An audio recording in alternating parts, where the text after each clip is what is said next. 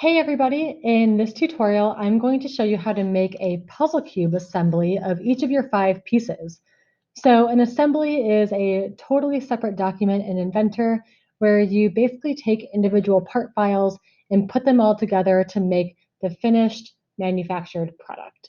So in this case, I'm going to do a side-by-side demonstration as I go through this. On the left, this is what your finished puzzle cube should look like when all of your pieces are put together.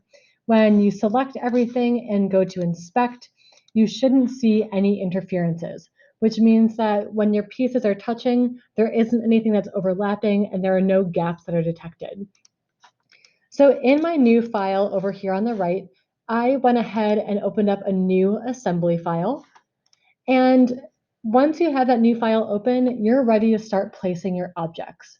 So if you go up to your Place tab in the top left corner here of your screen, and navigate to your Puzzle Cube project folder in your Google Drive, you can simply select each one of your parts by holding down the control button and clicking each individual one and saying open.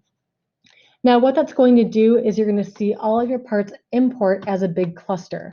All you need to do is click once and then right click and say OK. And at this point, you're able to move your individual pieces around and you can start actually assembling your puzzle cube.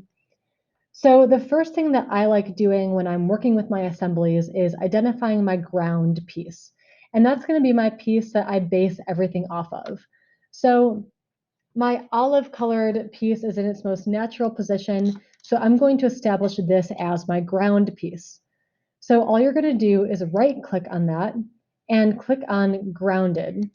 What you're going to see in your browser is a pin that shows up next to that part file, and that means that this is not going to move around. This is a really important step.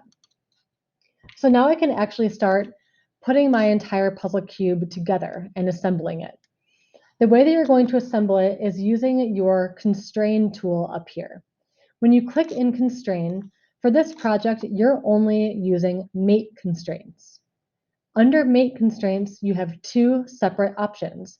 You have the option to mate, which is to take 2 opposing sides and have them touch, or you can use the flush option, which means you're taking 2 pieces or 2 faces that are on the same plane and aligning them. We'll be using both of these throughout this tutorial.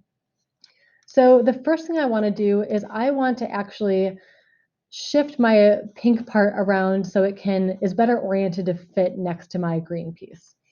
So I can use my free rotate button and you can navigate around your viewport to orient your different pieces. Now this is not necessary. You can actually just use your constraint tools to move your pieces where you need them. So now I know that this piece is going to fit right in here.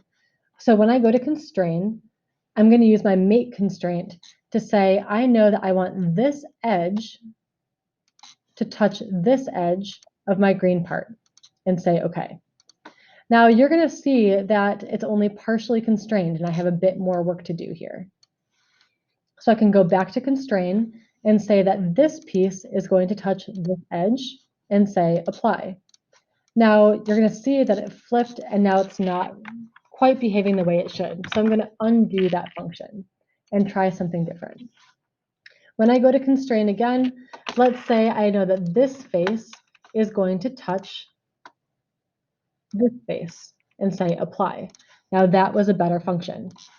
I'm going to do the same constraint over here to say that this face is touching this face over here and say apply. Now, notice that I can use my view cube to navigate around in my viewport.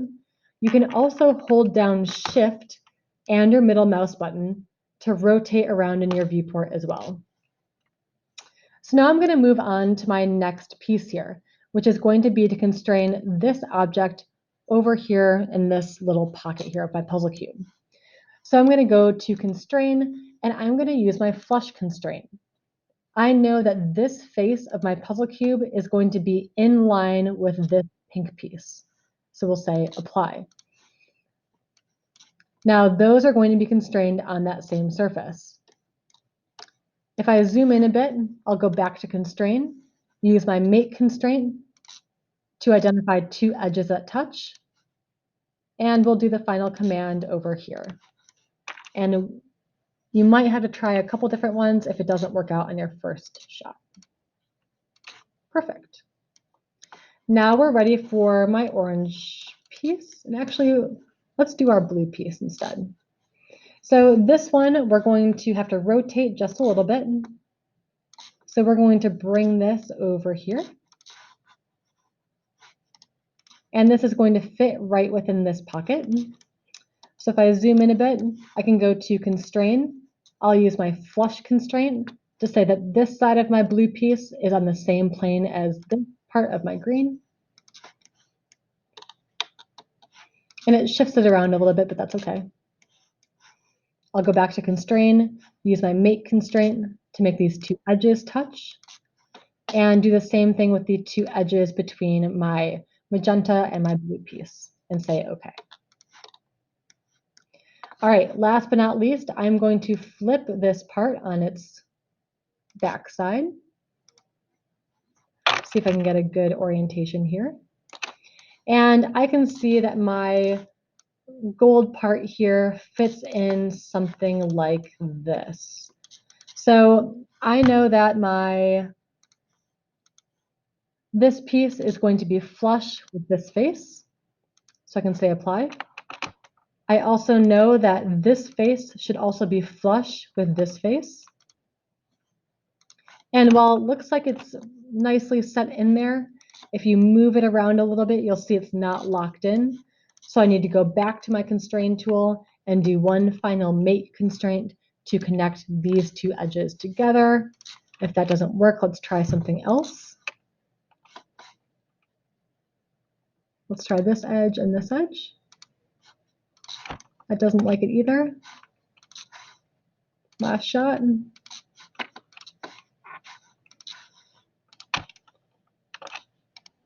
All right, so now we have that piece set into our puzzle cube. So if I go back to my home view of my puzzle cube, we want to check to see if there's any interferences. So simply do a marquee box around your assembly, go up to inspect, and click on the box that says analyze interference. You should have this box pop up. If you have any errors, then make sure you go back into your browser and go into some of your different mate or flush relationships and delete them to see if you can reconstrain one of your parts. It may also be an issue where you have flaws within your actual dimensions within your individual pieces. So make sure you open up the individual pieces and make those edits directly on the part files. Thank you for watching.